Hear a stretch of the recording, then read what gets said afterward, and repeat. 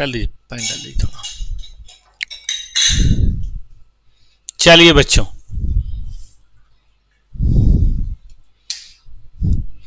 मैं आ गया हूं आपके पास।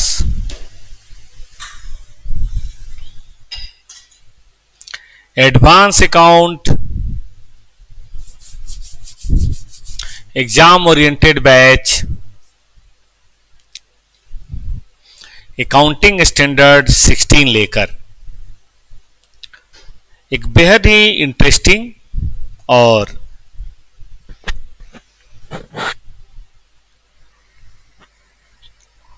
रियल लाइफ में उपयोगी एएस है। एएस 16 बोरोइंग कॉस्ट, थोड़ा सा लिटिल बिट टेक्निकल भी है क्योंकि इसमें कैलकुलेशन थोड़ी बारीक है। सब लोग सावधान हैं।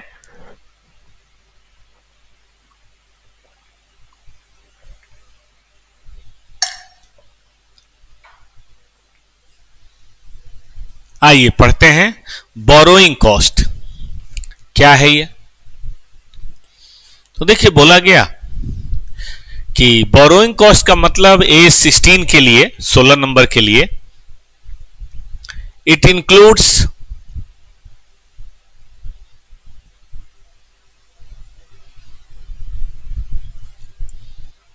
interest and other cost, interest and other cost incurred in connection with borrowing, कि बोरोइंग से संबंधित अगर कोई इंटरेस्ट हो या कोई और कॉस्ट हो तो उसे हम बोरोइंग कॉस्ट बोलेंगे। लेकिन इसमें क्या क्या शामिल होगा? Interest and commitment cost. Interest तो आप जानते हैं, लोन के ऊपर जो हम देते हैं। कमिटमेंट, अगर हमने कोई लोन फैसिलिटी ली है और हम उसमें से थोड़ा यूज कर रहे हैं, थोड़ा यूज नहीं कर रहे हैं, जैसे मान लीजिए 50 लाख का बैंक ओडी कैश क्रेडिट है, ठीक है, और हम 50 लाख के कैश क्रेडिट में 30 लाख यूज कर रहे हैं, 20 लाख यूज नहीं कर रहे हैं, अनयूज्ड है, तो फिर ऐसे सर्कमस्टेंसेज में क्या होगा? ऐसे सर्कमस्टेंसेज में प्यारे बच्चों, इसके ऊपर तो लगेगा इंटरेस्ट और इसके ऊपर लगेगा कमिटमेंट चार्ज, कि भाई हम आपके भरोसे बैठे हैं और आपने ये काम क्यों नहीं किया। ठीक बात है। Interest and commitment cost. Amortisation of discount and premium, आपने फाउंडेशन में पढ़ा होगा, premium on redemption of debenture, याद है, discount on issue of debenture, ये सब चीजें इसके अंदर शामिल होती हैं। अमोटाइजेशन ऑफ एंसिलरी कॉस्ट, जैसे इश्यू एक्सपेंसेज, जैसे कोई ब्रोकर की fees, lead manager, merchant banker, ऐसा कुछ है तो वो। फाइनेंस चार्जेज फॉर लीज और हायर परचेज, हम लोग पढ़ेंगे एएस 19। एएस 19 के अंदर हम लोग पढ़ेंगे कि लीज की पेमेंट दो भागों में बढ़ती है। फाइनेंशियल लीज की पेमेंट दो भागों में बढ़ती है, एक फाइनेंस चार्ज और एक लायबिलिटी की पेमेंट। तो वो वाला जो फाइनेंस चार्ज है, इंटरेस्ट या हायर परचेज में आपने देखा होगा, 12 लाख की कार खरीदें तो इंटरेस्ट जोड़ के 14 लाख देना पड़ता है। तो ये इंटरेस्ट का एक पोर्शन हर साल या हर पीरियड में आता है, इसे बोलते हैं फाइनेंस चार्ज। और exchange difference from foreign currency borrowing to the extent they are regarded as adjustment in interest cost, ये बहुत मजेदार है। हम जब एक क्वेश्चन अभी कराएंगे तब इसके बारे में बताएंगे। तो जब 4 पे ध्यान दीजिए कि हमारे अंदर इंटरेस्ट शामिल होगा, डिस्काउंट प्रीमियम अमोर्टाइजेशन शामिल होगा, एंसिलरी शामिल होगा और फाइनेंस चार्जेस शामिल होगा। ठीक बात है कि नहीं?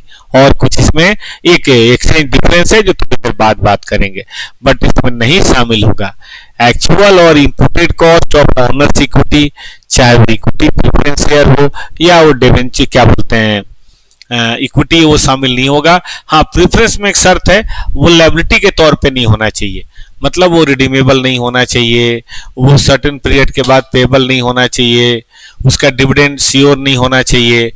ठीक है ना? वो अगर ऐसा है तो फिर तो काहे का प्रेफरेंस है, वो लायबिलिटी है तो प्रेफरेंस शेयर मान के चलो नहीं शामिल होगा। और इक्विटी का भी, चाहे वो डिविडेंड हो, चाहे वो इशू ऑफ, क्या बोलते हैं, बाई बैक का प्रीमियम हो, चाहे क्या बोलते हैं उसको, डिविडेंड हो, इशू एक्सपेंसेज हो, इस तरह कोई भी चीज इसके अंदर शामिल नहीं की जाएगी। कहने का मतलब लोन शामिल होगा, डिवेंचर शामिल होगा, बैंक ओडी कॉस्ट शामिल होगी, इक्विटी और प्रेफरेंस की नहीं होगी।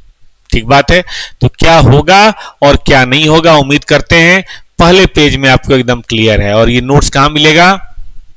जाके डिस्क्रिप्शन में देखिए, चैनल का डिस्क्रिप्शन देखने आता है बच्चों को, मैं भी देखता हूं, चैनल के डिस्क्रिप्शन में देखिए, आपको वहां पे मिल जाएगा। CA inter by topper classes खोलिए, डिस्क्रिप्शन में जाइए और आप वहां जाके देखिएगा, एडवांस अकाउंट नोट्स मिल रहा होगा, है advance account notes, costing notes और एफएम नोट्स, तीनों ही नोट्स इसके अंदर पड़े हुए हैं। आप उन पे जाके ज्वाइन करके डाउनलोड कर सकते हैं। चलिए आगे बढ़े।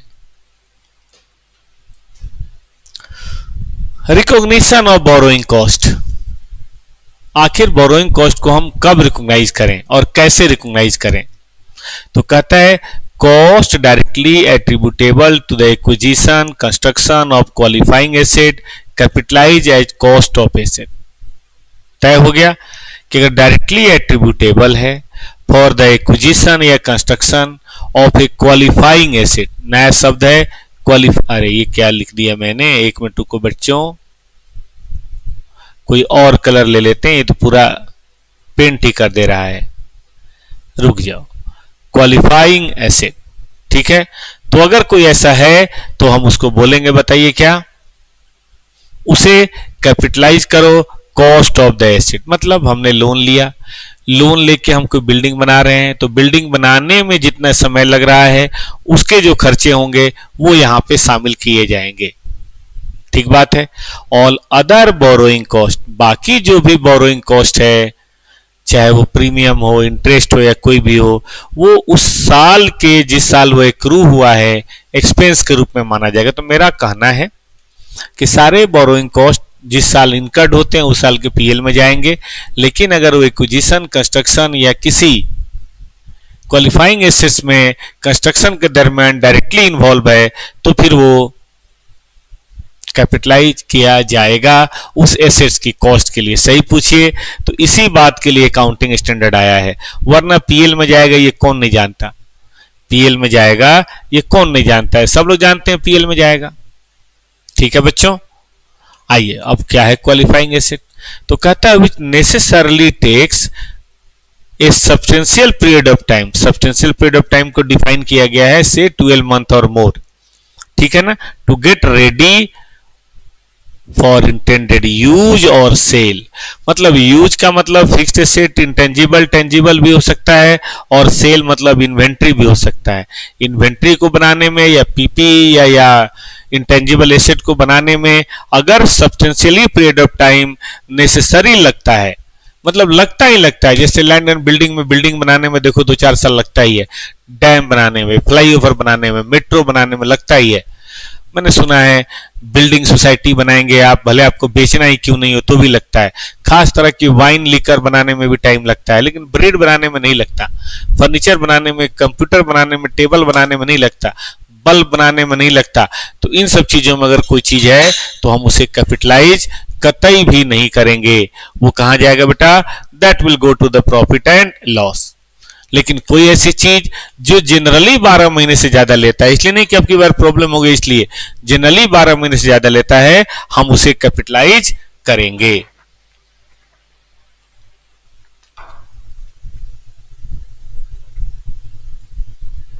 बिल्डिंग भले बेचने के लिए ले रहे हो, डैम, वाइन, इन सब चीजों के लिए बताइए क्या करेंगे, क्वालिफाइंग एसेट। लेकिन नॉर्मल वर्किंग कैपिटल, इन सब चीजों के लिए क्या करेंगे, normal data, normal stock furniture का वगैरह के लिए नॉन क्वालिफाइंग एसेट। तो क्वालिफाइंग एसेट होना जरूरी है, नॉन क्वालिफाइंग एसेट की बात हम नहीं करेंगे। तो कॉन्सेप्ट नंबर 3 और 4 को मिला के पढ़िए तो जाके आपको मजा आएगा। देखिए एग्जांपल यहां दिया हुआ ना सब ये। अब कहता है कि क्या कोई लिमिटेशन है, हाँ है ना। कहता है कि कभी भी जो कैपिटलाइजेशन होगा वो उस पीरियड में जितनी बोरोइंग कॉस्ट इनकर्ड हुई है उससे ज्यादा नहीं होगा। ऐसे मान लीजिए आपने 2025 में लोन के ऊपर बोरोइंग कॉस्ट खर्च किया है 50 लाख, तो कैपिटलाइजेशन चाहे कोई भी गुना भरमूला भागा कर लें 50 लाख से ज्यादा नहीं होगा। 50 लाख से कम हो सकता है, लेकिन 50 लाख से ज्यादा का तो कोई मतलब है ही नहीं। It can be less than that but it can not be more than that, इससे ज्यादा नहीं हो सकता। याद रहेगा बच्चों को, इससे ज्यादा होने का तो कोई मतलब है ही नहीं। चलें आगे। मैक्सिमम कैपिटलाइजेशन, ये देखिए, when carrying amount of assets after capitalisation exceeds its recoverable amount, ठीक है ना, write down as per AS 28। मतलब हम ये इमारत बना रहे हैं कैपिटलाइज कर करके, बोरोइंग कॉस्ट होता जा रहा है, बट हमारे रिकवरेबल अमाउंट मैक्सिमम इतनी है। जिन बच्चों ने एस 28 पढ़ा होगा, कोई भी एसेट कभी भी अपना रिकवरेबल अमाउंट से ज्यादा बुक में नहीं आ सकती, कोई भी एसेट अपने रिकवरेबल अमाउंट से ज्यादा बुक में नहीं आ सकती। तो ये ऊपर वाला महाला हम गिरा देंगे, इसको बोलते हैं इंपेयरमेंट, ठीक है। तो कभी भी आप कैपिटलाइजेशन कीजिए, जरूर कीजिए, लेकिन रिकवरेबल अमाउंट से ऊपर निकलने की कोशिश मत कीजिए, अदरवाइज उसका इंपेयरमेंट हो जाएगा एज पर एज 28। बड़ा इंपॉर्टेंट एज है, अब की बार आया था, कल पढ़ेंगे हम लोग, सावधान, कल सब लोग उपस्थित रहेंगे। एज 28 बहुत ही इंपॉर्टेंट, 3 से 4 कल पढ़ाई होगी। आइए, कॉस्ट एलिजिबल फॉर कैपिटलाइजेशन। अब जब ये तय हो गया कि मैक्सिमम कितना कर सकते हैं, लिमिटेशन क्या है, तो अब चलिए पढ़ते हैं आज का छोटा सा concept, cost eligible for capitalisation. कौन कौन सी कॉस्ट, तो देखिए बोला गया अगर कोई स्पेसिफिक कॉस्ट है, स्पेसिफिक बोरोइंग है, इसी काम के लिए हमने बोरोइंग किया था, तो बोला गया annual cost incurred less any income from the temporary investment.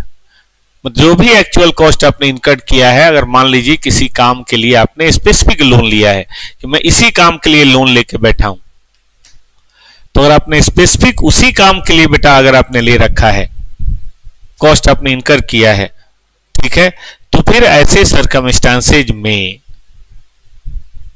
ध्यान दीजिएगा, अगर ये 20 लाख रुपए लग गया और हमने टेम्पररी इन्वेस्टमेंट किया, क्यों, क्योंकि मेरा पैसा अभी इस्तेमाल नहीं होना था। मान लीजिए मैंने 100 करोड़ का लोन लिया है, 100 करोड़ में 80 करोड़ मैंने लगा दिया या 60 करोड़ लगा दिया और 20 करोड़ मेरा बाकी था या 40 करोड़ बाकी है, मुझे पता है 6 महीने या साल भर के बाद यूज होगा, तो तब तक मैंने टेम्पररी इन्वेस्टमेंट कर दिया और उससे 2 लाख रुपए की आमदनी हो गई। तो हम 20 का इंटरेस्ट तो लेंगे, मना नहीं कर रहे, लेकिन टेम्पररी इन्वेस्टमेंट जो है उसका हम यहां ध्यान देंगे और पूरा का पूरा इसे कैपिटलाइज करेंगे। हम स्पेसिफिक बोरोइंग में टाइम का ध्यान नहीं देते, नो टाइम फैक्टर। लेकिन अगर जनरल बोरोइंग है, मतलब हमने 10 लाख का लोन लिया है, 15 लाख का लोन लिया है, 20 लाख का लोन लिया है, इसी में से 20 लाख हमने लगा दिया, 15 लाख लगा दिया हमने क्वालिफाइंग एसेट में। अब हमें नहीं पता इसका पैसा लगा कि इसका पैसा लगा कि इसका पैसा लगा, किसी का भी पैसा हो सकता है।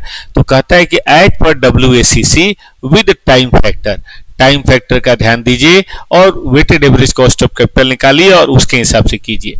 पहले तो हम वेटेड एवरेज फैक्टर लेंगे, मतलब WACC लेंगे, नहीं आता है तो मैं बताऊंगा। और टाइम फैक्टर का मतलब है कितने महीने लगा है, 2 महीने लगा है तो 2/12, 4 महीने लगा है तो 4/12, 6 महीने लगा है तो 6/12, इस तरीके से हम ध्यान देंगे, ठीक है ना। तो इस पे बड़ा अच्छा क्वेश्चन बनता है, 2 मिनट इंतजार कीजिए, अभी हम आते हैं, इसको मार्क कर लीजिएगा।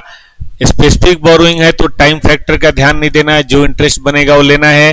लेकिन जनरल बोरोइंग है तो WACC ना 10%, ना 8%, ना 6%, और टाइम फैक्टर का भी ध्यान देना है। Gate ready for the question. लेकिन अभी रुक जाइए, 2 मिनट के बाद आएंगे बेटा, पहले जरा कॉन्सेप्ट खत्म कर ले, ठीक है ना, ज्यादा है भी नहीं, खत्म ही है कॉन्सेप्ट। कब से कमेंसमेंट करेंगे, when will start commencement of capitalisation.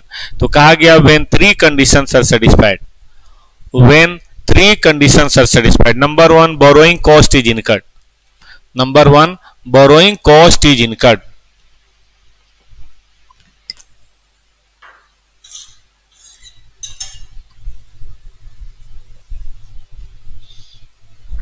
Number 2, expenses for construction is incurred. एक तो बोरोइंग कॉस्ट चालू हो जाना चाहिए, एक्सपेंसेज फॉर कंस्ट्रक्शन चालू हो जाना चाहिए, और एक्टिविटीज आर इन प्रोग्रेस, क्योंकि अगर एक्टिविटीज प्रोग्रेस में नहीं है तो फिर सीजेशन या सस्पेंशन हो जाता है। एग्जांपल, मान लीजिए हमने 1/4 को लोन लिया और कंस्ट्रक्शन बेटा हमने एक साथ से शुरू किया, खर्चा एक साथ से शुरू किया, तो फिर एक साथ से कैपिटलाइजेशन होगा। उल्टा, हमने 1/4 से कंस्ट्रक्शन शुरू कर दिया, मेरे पास अपने पैसे थे, एक साथ को लोन लिया, तो फिर एक साथ से कैपिटलाइजेशन शुरू होगा। मतलब जब दोनों एक साथ होगा तभी कैपिटलाइजेशन होगा, वरना नहीं होगा। अपने पैसे से कर रहे हो तो कैपिटलाइजेशन किस बात की, लोन ले भी लिया, इंटरेस्ट जा भी रहा, लेकिन कंस्ट्रक्शन नहीं कर रहे हो तो कैपिटलाइजेशन किस बात की। और एक्टिविटीज इन प्रोग्रेस होनी चाहिए, नहीं होगी तो क्या होता है, जरा ध्यान दीजिए, सीजेशन। कैपिटलाइजेशन शुरू तो हो गया, लेकिन क्या कभी सीज भी होगा, तो देखिए बोला गया फुल सीजेशन होगा, फुल सीजेशन होगा, खत्म, एस खत्म बेटा, जोश में पढ़िए। फुल सीजेशन होगा when substantially all the activities necessary to prepare the assets for its intended use or sale are completed. When substantially all the activities necessary to prepare the assets for its intended use or sale are completed.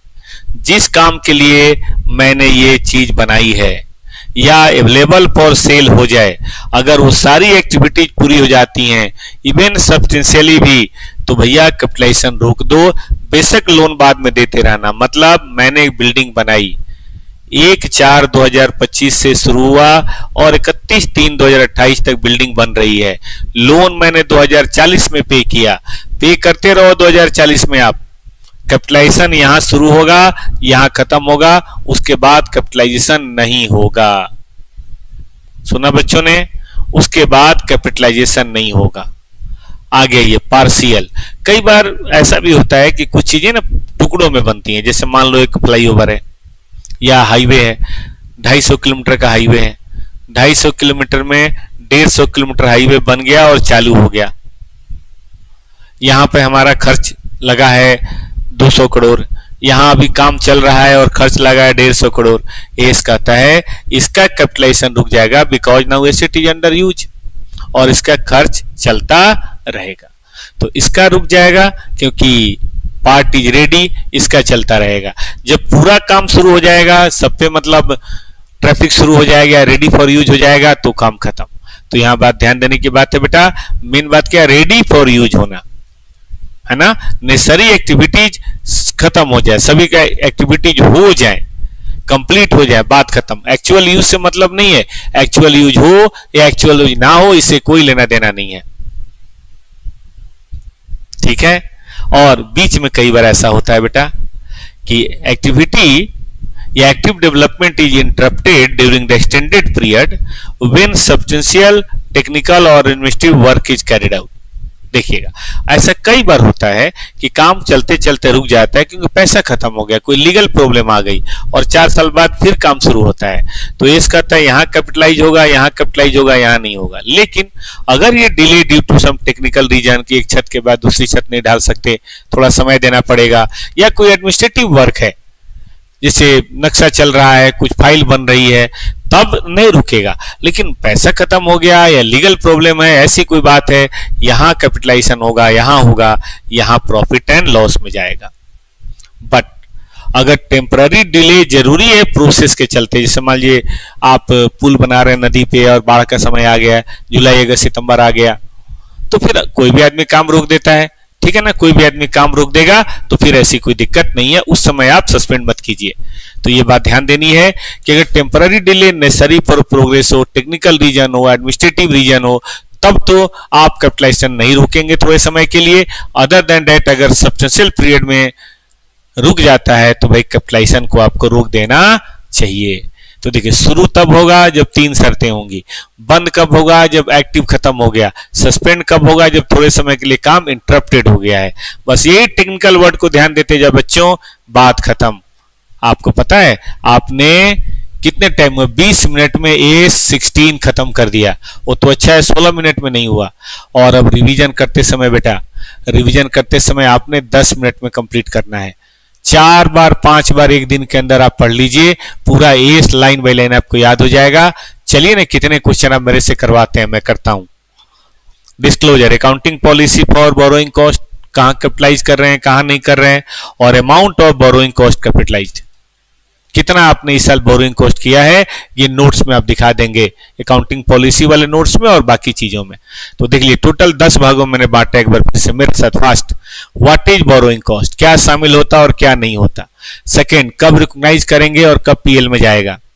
Qualifying assets क्या है, limitation क्या है? Maximum limitation जितनी borrowing cost incurred हो, और कहां तक applies करेंगे? रिकवरेबल अमाउंट से ऊपर नहीं जाएंगे। आधा तो हो गया। है कोई दिक्कत 1 से 5 में? कॉस्ट कितनी एलिजिबल होगी?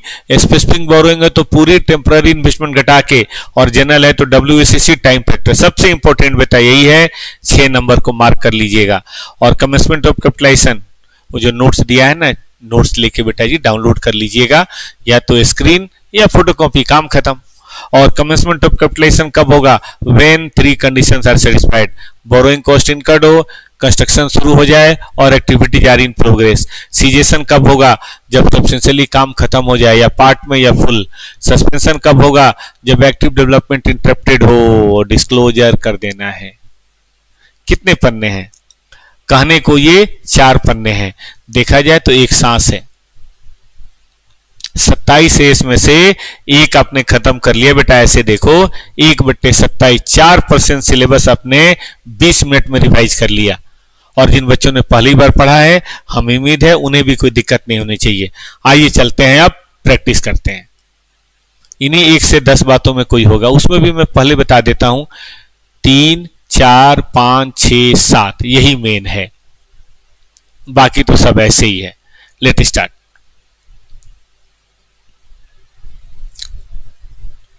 सभी एस को इसी तरह से छोटा बनाना है बेटा, क्योंकि देखो एग्जाम में हम बड़ी बड़ी चीजें नहीं याद कर सकते, बड़ी बड़ी चीजों को रिप्रोड्यूस नहीं कर सकते।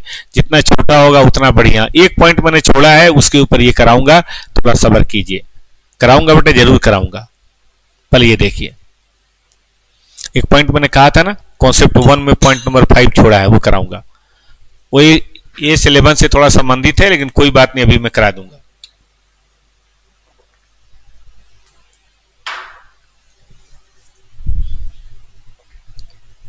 इस हफ्ते में बेटा अभी कितना काम है मैं बता देता हूं। इस हफ्ते में अभी हम लोग पढ़ेंगे AS28,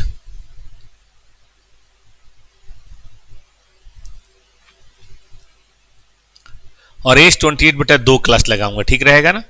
बड़ा ए से थोड़ा। AS28 के बाद मेरा जो प्लान है वो है एक लाइन से एस पढ़ने का। AS4, फिर AS5, फिर AS9 और AS7, और फिर उसके बाद AS12। 11 और 13 में चैप्टर के साथ पढ़ाऊंगा, ब्रांच के साथ। 6 और 14 भी मैं ब्रांच के साथ पढ़ाऊंगा बेटा। तो पहले इतना मुझे करने दीजिए, फिर और बातें करेंगे। क्या क्या हो चुका बता देता हूं। अकाउंटिंग एस इंट्रोडक्शन 3 चैप्टर हो चुका है। 1 हो चुका है, 2 हो चुका है, 10 हो चुका है, 26 चुका है, और 16 हो चुका है। मतलब 27 में 5, मोटे तौर पे कह सकते हैं 20% हो चुका है। 20% एस हो चुका है। 1, 2, 3, 4, 5, 6, अगले हफ्ते तक 6 और हो जाएगा, यानी कि 20% बेटा और हो जाएगा। 6, 5, 11, 27 में 11, 40% तो हो ही गया ना। आज बेटा ये क्वेश्चन करते हैं, बस डेली बेसिस पे 3 से 4 हमारे साथ आइए। किस काम के लिए? अकाउंटेंसी के लिए प्यारे बच्चों। और ये क्लास जनवरी तक चलती रहेगी। बाकी दोस्तों को भी बताइए, जो आपके दोस्त जनवरी अटेम्प्ट दे रहे हैं उनको भी बोलिए revision class, exam oriented class में कोई बुराई थोड़े ना है। कहीं भी उन्होंने पढ़ रखा हो, रिवीजन आप हमारे साथ कर लीजिए। यूट्यूब लाइव टेक्नोलॉजिया आपके साथ है। यहाँ पे कॉस्टिंग है बेटा, और आज हम लोग ऑपरेटिंग कॉस्टिंग पढ़ रहे हैं। डेली बेसिस पे क्लास होती है, संडे छोड़ के। आइए, लोन लिया 50 लाख, हमने यहां खर्च किया, ठीक है। अब कहता है टोटल इंटरेस्ट चार्ज 18 लाख।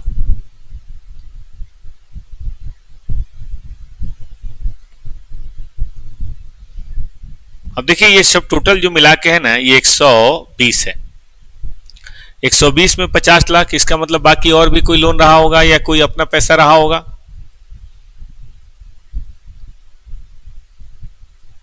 ठीक है।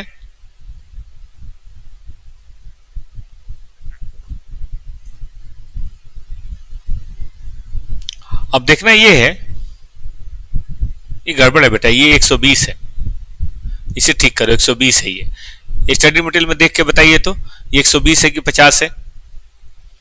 120 हमने खर्च किया है लोन लेके, 50 और 18 लाख दिया है। गौर से देखिए, शेड बनाया, शेड मार्च में कंप्लीट हुआ, यानी कि पूरे 12 महीने लगे। क्या हम इसको क्वालिफाइंग एसेट कह सकते हैं? परचेज ऑफ मशीन, देखो बनी बनाई मशीन खरीदने में क्या ही दिक्कत है, वो तो मिल जाता है। हाँ, कंस्ट्रक्शन कर रहे हैं और 12 महीने से ज्यादा लगे तो बात अलग है। वर्किंग कैपिटल ये तो होता ही डे टू डे है, और एडवांस फॉर ट्रक तो 2-4 महीने मिल जाता है, बुकिंग कराएं तब भी। तो मुझे लगता है बेटा इतना जो है ना वो नॉन क्वालिफाइंग एसेट है और ये क्वालिफाइंग है। तो इसका जो हिस्सा होगा ना, 18 दे रहे हैं 50 में या 120 में, 18/120, इसका जो हिस्सा होगा ना ये हम शेड में ऐड कर देंगे। और ये सारे जो हिस्से हैं ना बेटा, ये सब हम कहां डाल देंगे? प्रॉफिट एंड लॉस में। लेकिन ऐसे नहीं बोलेंगे, हम लिखेंगे कौन सा कॉन्सेप्ट? कॉन्सेप्ट नंबर 3 कि बोरोइंग कॉस्ट सब पीएल में जाता है, but when it is expense for the construction of directly incurred in relation to construction of qualifying asset, then it goes to the cost of the asset. और qualifying asset का मतलब which necessarily takes substantial period of time. Therefore, in the given question, construction of shed is a qualifying asset. इसका पैसा वहां जाएगा और बाकी पैसा प्रॉफिट एंड लॉस में जाएगा। तो एक तो प्यारे बच्चों इस तरह का क्वेश्चन है, इसको ध्यान दीजिए। आइए आपको और क्वेश्चन कराते हैं। ये पढ़िए, ये टेस्ट योर नॉलेज का क्वेश्चन है 9, एग्जाम में एक बार आ भी चुका है। कंस्ट्रक्शन कंपनी है, हमने लोन लिया, कंस्ट्रक्शन कंपनी है, हमने लोन लिया। Construction of sea link across 2 city, 2 city के बीच में कितना है? 25 करोड़ है। Work was held up totally for a month during the year due to high tide. High tide के चलते, हाई लेवल के चलते 2 महीने वर्क डिस्टर्ब था। कोई बात नहीं, कैपिटलाइजेशन होगा, हमने पढ़ा था। अगर टेम्पररी इंटरप्शन हो तो भी कैपिटलाइजेशन होता है, याद है। Purchase of equipment and machinery, purchase of equipment and machinery, ठीक है बेटा। Purchase of equipment and machinery ये क्वालिफाइंग एसेट थोड़े ना है, ये तो मार्केट में बना बना मिल गया। वर्किंग कैपिटल नहीं है, व्हीकल नहीं है, एडवांस नहीं है, टेक्निकल नोहाउ नहीं है। तो ये सब जो चीजें हैं बेटा जी, जोड़िए तो इनको 7 करोड़, ये नॉन क्वालिफाइंग है और ये क्वालिफाइंग है। तो जो 80 लाख है, 80 लाख में 25/32 जो होगा वो तो चला जाएगा पीएल में, सॉरी कंस्ट्रक्शन अकाउंट में। और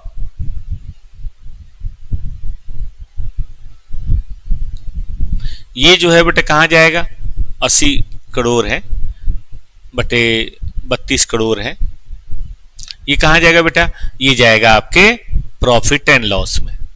जो क्वालिफाइंग नहीं है, ध्यान देना है, वो पीएल में जाएगा, और जो क्वालिफाइंग है वो कहीं और। देख लीजिए, 7 करोड़ है, ठीक से लिख देते हैं, 25 करोड़ है, हम 80 लाख दे रहे हैं 32 करोड़ पे, हम 80 लाख दे रहे हैं 32 करोड़ पे। तो ये वाला कंस्ट्रक्शन अकाउंट का पार्ट होगा क्योंकि वो हमारी इन्वेंट्री है, और ये वाला प्रॉफिट एंड लॉस में जाएगा क्योंकि सब का सब नॉन क्वालिफाइंग एसेट है।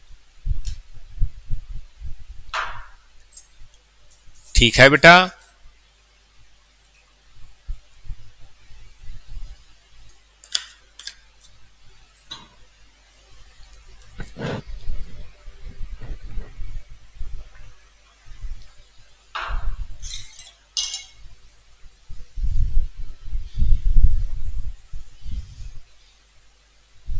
सही है बच्चों। चलिए अब आगे बढ़ते हैं। अब आगे बढ़ के हम लोग बात करते हैं, एक बहुत ही प्यारा सा क्वेश्चन है बेटा।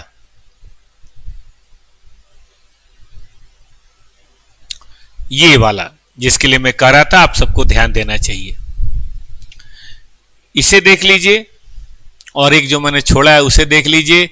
मजाल है AS16 में कुछ भी आए जो आप ना कर पाए। अच्छा एक बात बताऊं, पिछले एक दो अटेम्प्ट से AS16 नहीं आया है। इसका क्या मतलब हुआ कि अगले एक दो अटेम्प्ट में आने के चांसेज प्रबल हैं। जनवरी में AS16 मान के चलिए कि आएगा ही आएगा 4 से 5 नंबर का, कई बार बड़ा क्वेश्चन होगा तो 7 नंबर का भी आ जाएगा। आइए, हमने कंस्ट्रक्शन शुरू किया 1 जनवरी, स्पेशल लोन लिया कंस्ट्रक्शन और बिल्डिंग के लिए, इसको स्पेसिफिक बोरोइंग कह सकते हैं। और 2 नॉन स्पेसिफिक यानी कि जनरल बोरोइंग हमारे पास था 11%, 13%, टोटल ये था। एक्सपेंडिचर बेटा हमने यहां किया है, बिल्डिंग कंप्लीट हुआ यहां, प्रिंसिपल जो AS16 में हुआ है उसके अनुसार बताइए कितना इंटरेस्ट कैपिटलाइज होगा, और आपको एक जनरल एंट्री पास करके बताना है, एक जर्नल एंट्रीज पास करके बेटा आपको बताना है। चलें शुरू करें।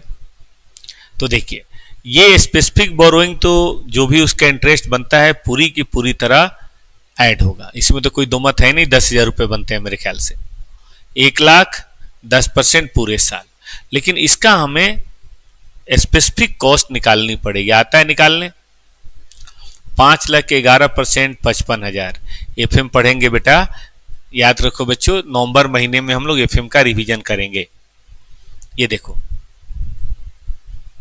9 गुने 13 कितना होता है, 13 नवा 114 है ना, जोड़ दो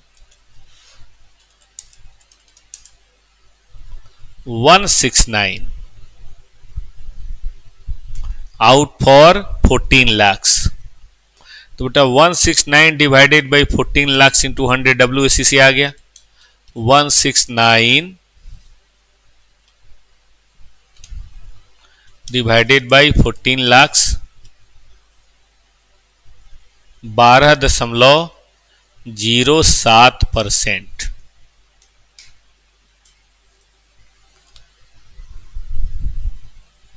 12.07%। तो ये WACC कहेंगे इसको बेटा,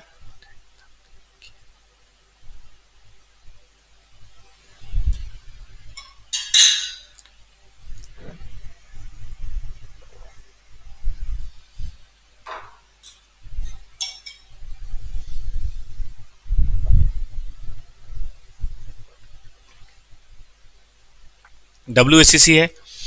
अब इस 2 लाख में पहले तो जो स्पेसिफिक बोरोइंग है वो मानेंगे, तो 1 लाख पे तो 10,000 का जो कॉस्ट है वो आएगा। लेकिन बाकी जो 1 लाख बचा ना बेटा, उस पे ये होगा, और साल कितना लेंगे यहां से यहां तक, यानी कि पूरे 12 महीने। इस पे कितना लेंगे, 9 मंथ, ये मानेंगे कि महीने के शुरू में हुआ है। इस पे कितना लेंगे बेटा, 6 मंथ, दिसंबर में खत्म हो रहा है। इस पर कितना लेंगे, 1 महीने, तो बटे 12 हो जाएगा। बटे 12 गुने 12.07%, 12.07%, यही आएगी बेटा आपकी इंटरेस्ट। सबको जोड़ दीजिए, इतनी कॉस्ट आपको कैपिटलाइज करनी है। मैं आपको दिखाता हूं ना, देखिए लिखना नहीं है बेटा, लिखने में टाइम नहीं खराब करना है। देखिए 9 महीने, 6 महीने, 1 महीने, 12 महीने कर लिया पहले, याद रहेगा।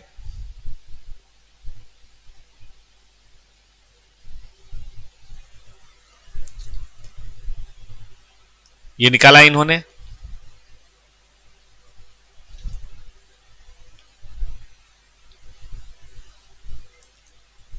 तेरह नंबर 117 होगा बेटा। ये 12 पॉइंट, ये जो उन्होंने लिखा है सही है। अब स्पेसिफिक बोरोइंग का ये कर लीजिए, इसमें से 1 लाख तो ये हम यहीं पे कम कर देंगे ना बेटा, तो अच्छा रहेगा। ये 5/22 पे जनरल बोरोइंग और 1 लाख पे स्पेसिफिक बोरोइंग। 1 लाख पे स्पेसिफिक बोरोइंग और वेटेड एवरेज टाइम फैक्टर है ना, ये टाइम फैक्टर के अनुसार 5/22,500, जनरल बोरोइंग। और इस तरह से करके ये आपको इंटरेस्ट कैपिटलाइज होगा, तो ये सब तो होगा ही होगा, प्लस ये भी होगा। एक छोटी सी एंट्री हो जाएगी, बिल्डिंग अकाउंट डीआर 2, इन्होंने टोटल लिख दिया, आप चाहें तो ये अलग लिख दें, चाहें तो ये अलग लिख दें, और इस तरह से करके आप अपना कैपिटलाइजेशन कर सकते हैं। सही पूछिए। तो इसी तरह के 2-3 सवाल एग्जाम में आए हुए हैं, आप इनको प्लीज बेटा देख लीजिएगा, बड़े अच्छे सवाल हैं ये, ठीक है ना। और detail A to Z calculation detail बेटा, ये तो एग्जाम ओरिएंटेड है, थोड़ा फास्ट ट्रैक में है। डिटेल अगर आप इन सभी चीजों का सॉल्यूशन चाहते हैं तो कुछ नहीं करना है, टॉपर्स ऐप में जाना है। टॉपर्स ऐप में सिर्फ 1100 रुपीज में आप जनवरी 2026 के लिए एडवांस अकाउंट की रेगुलर क्लासेज आप सब्सक्राइब कर सकते हैं। उसमें सारा का सारा क्वेश्चन एकदम एक एक करके लाइन बाय लाइन करके आराम आराम से बना होगा, आप उसको फास्ट फॉरवर्ड करके भी पढ़ सकते हैं। बाकी मैंने जो कराया है मैं गारंटी देता हूं, इसके बेसिस पे सारे क्वेश्चन बन जाएंगे। मेन प्रिंसिपल क्या है, स्पेसिफिक बोरोइंग पूरा लेना है, पूरे पीरियड का लेना है, और जनरल बोरोइंग एक तो WACC लेना है, और ऊपर से time factor of factor of time का भी, टाइम फैक्टर का भी ध्यान देना है। बस ये 2 करेंगे, आपका बड़े आराम से 9.1 फिनिश। अब एक बाकी है, आइए, ये हम लोग छोड़ नहीं सकते। कौन सी चीज बाकी है बेटा, मैंने कहा था कि बोरोइंग कॉस्ट के अंदर current borrowing to the extent of they are regarded as adjustment to interest cost, ये भी शामिल होता है। क्या है इसको समझ लीजिए पहले। देखिए होता क्या है कि इंडियन कंपनी कई बार बाहर के देशों से लोन उठाती है। क्यों उठाती है, क्योंकि इंडिया में इंटरेस्ट मिलता है, मतलब लोन मिलता है 8, 9, 10%, बट बाहर तो चूंकि कैपिटल का फॉर्मेशन ज्यादा हो चुका है तो बाहर मिलता है 4-5%। तो बाहर मिलता है 4-5%, इंडिया में मिलता है 10%। इंडिया में कितना मिलता है बेटा, 10%। अब वो 4-5% और ये 10%, मुझे बताइए कोई बाहर नहीं जाएगा?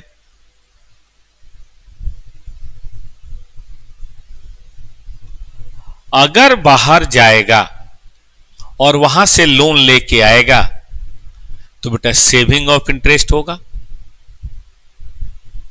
इसमें कोई दो मत नहीं है। There will be some saving of interest, yes और नो?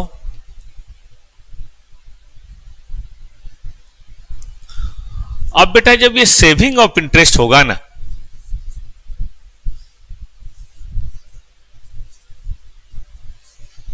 तो एक नुकसान भी होगा।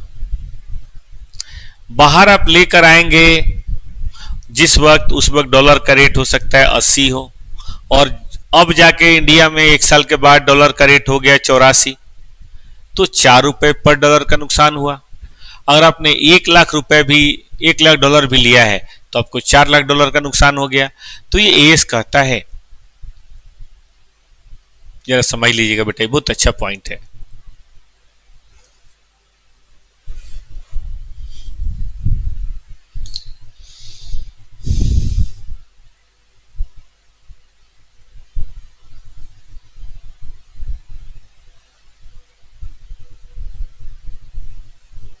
पॉइंट ये है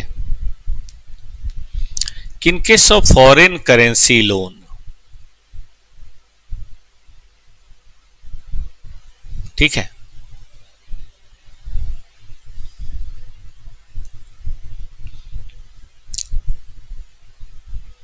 पता लगाइए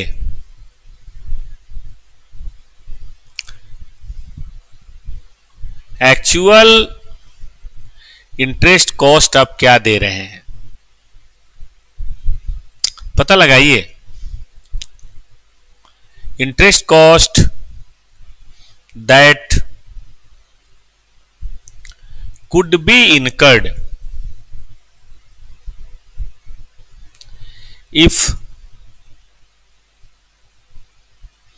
borrowed in India,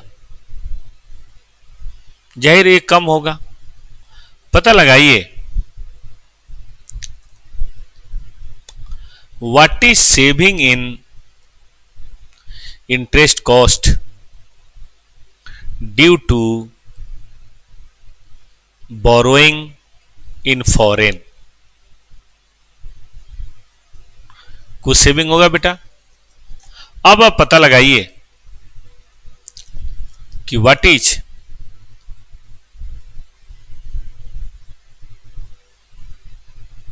loss due to increase in loan amount by या due to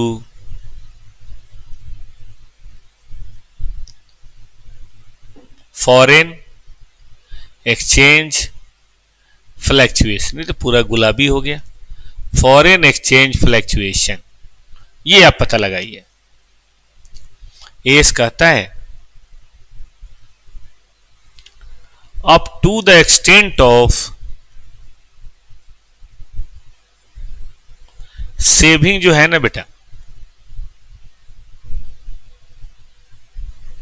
up to the extent of saving जो है ना in interest cost treated as borrowing cost under AS16 और उसकी ट्रीटमेंट बोरोइंग कॉस्ट की तरह होगी। और balance fluctuation in loan amount will be treated as foreign exchange fluctuation under AS11। AS11 के अनुसार जो करना है आप करो, हमें उसे कोई ऐतराज नहीं है। तो प्यारे बच्चों, अगर आप कहीं चाहें तो इसको लिख सकते हैं। मैं समय दे देता हूं कि फॉरेन एक्सचेंज लोन वाले केस में AS11 और 16 को मिला के एक बहुत ही अच्छा तड़का मसाला तैयार किया गया है। बहुत ही बढ़िया। एक्चुअल इंटरेस्ट कॉस्ट देख लो,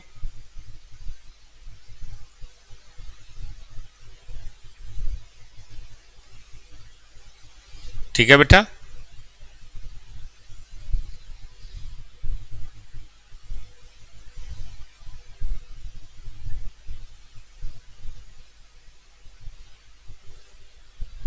आप एक्चुअल इंटरेस्ट कॉस्ट देख लो। Interest cost that could be incurred borrowing in India, ये देख लो।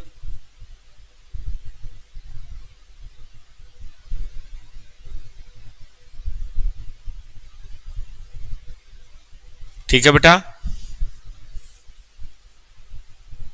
सेविंग देख लो और लॉस जो भी हो रहा है उसे देख लो।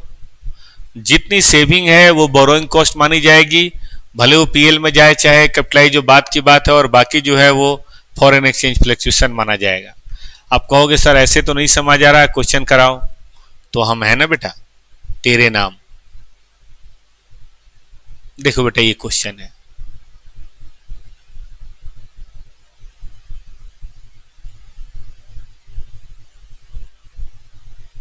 ये एग्जाम का भी पूछा हुआ क्वेश्चन है, स्टडी में भी शायद एक है, देख लेना।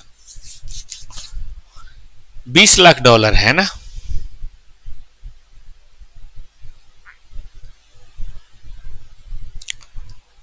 17-18 में लिया था शुरू में। LIBOR plus 3%। लिबोर का मतलब होता है London inter bank overnight rate जो होता है उसको बोलते हैं लिबोर। जो अगर लिबोर 1 होगा तो 4% पे मिलेगा, 2 होगा तो 5% पे मिलेगा, 3 होगा तो 6% पे मिलेगा, 6 होगा तो 9%, मतलब 3% extra. Interest is payable at the end of financial year. At the time of availment exchange rate हुआ 61, मतलब जब लिया तो 61 था और लास्ट होते होते रेट हो गया 65। 4 रुपये का नुकसान हुआ, तो 4 गुने 20 80 लाख का नुकसान हुआ।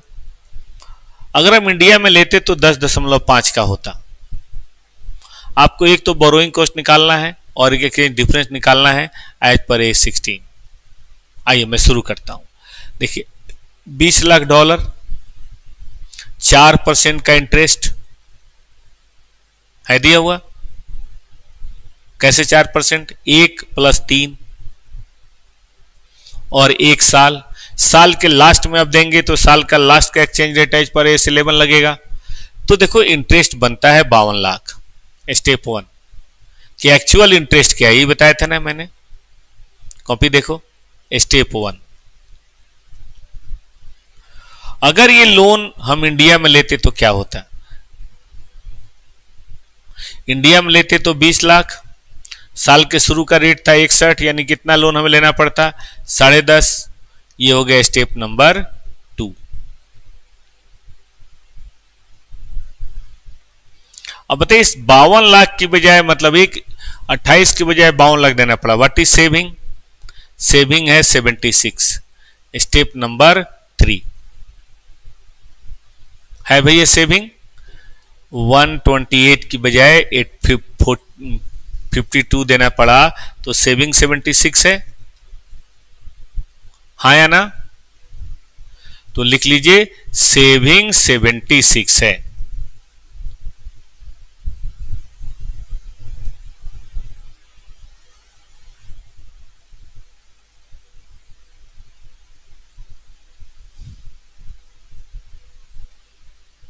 Is it loud and clear?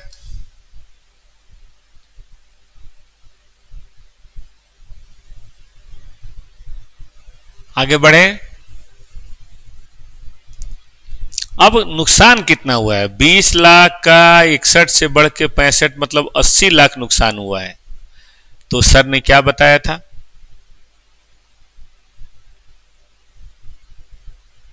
Sir ने बताया था कि जितना नुकसान हुआ है उसे यहां लिख लो, और जितनी सेविंग हुई है वहां तक तो बोरोइंग कॉस्ट माना जाएगा। और बैलेंसिंग कितना बचता है बताओ? 80 लाख में अगर 76 लाख सेविंग हुई है, या जो भी है 76 पॉइंट समथिंग जो भी था देख लो,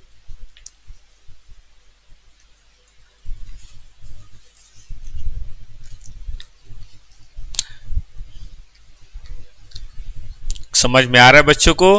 मैं बेटा जो भी चीज होती है ना उसको स्टेप्स में लिख देता हूं आप लोगों के लिए, ताकि समझने में दिक्कत ना हो।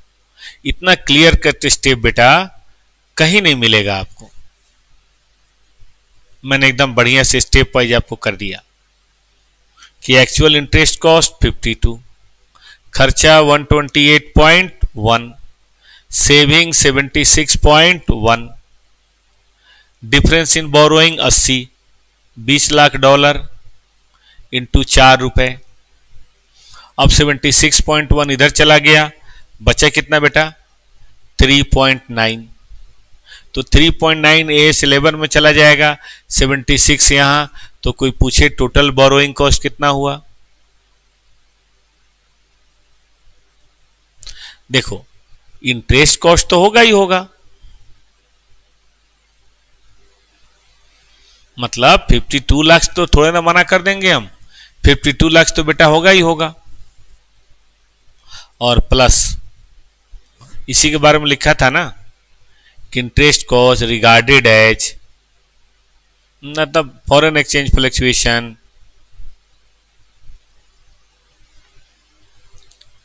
रिगार्डेड एज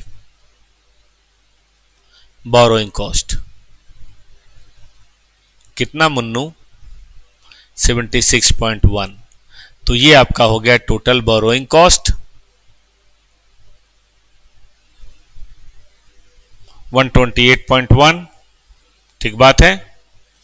और फॉरेन एक्सचेंज फ्लक्चुएशन वैसे तो ज्यादा था, लेकिन वो हो गया 3.9।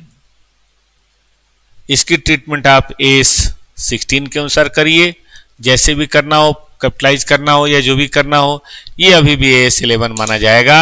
आप चाहें तो लिख सकते हैं। बहुत ही प्यारी सी बात थी ये। तो ये क्वेश्चन प्यारे बच्चों को मुझे कराना था, और यही था मेरी तरफ से ACE16। जहां तक मेरी छोटी मोटी बेटा एक्सपीरियंस की बात है, नॉलेज की बात है, सीमित नॉलेज की, मैंने ACE16 में कुछ भी नहीं छोड़ा।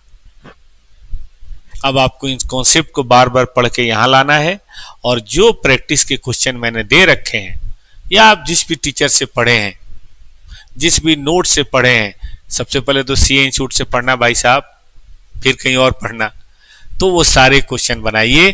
कोई दिक्कत हो तो कल मुझे जरूर बताइए, क्लास लाइव है, या कमेंट में डाल दीजिएगा, मैं अगर देखूंगा तो जवाब दे दूंगा, और देखूंगा ही, ठीक बात है ना। मैं देखता हूं बेटा, अपनी सारी वीडियो का कमेंट में देखता रहता हूं, बहुत पुरानी हो तो अलग बात है, अदरवाइज मैं देखता हूं लेटेस्ट वाला।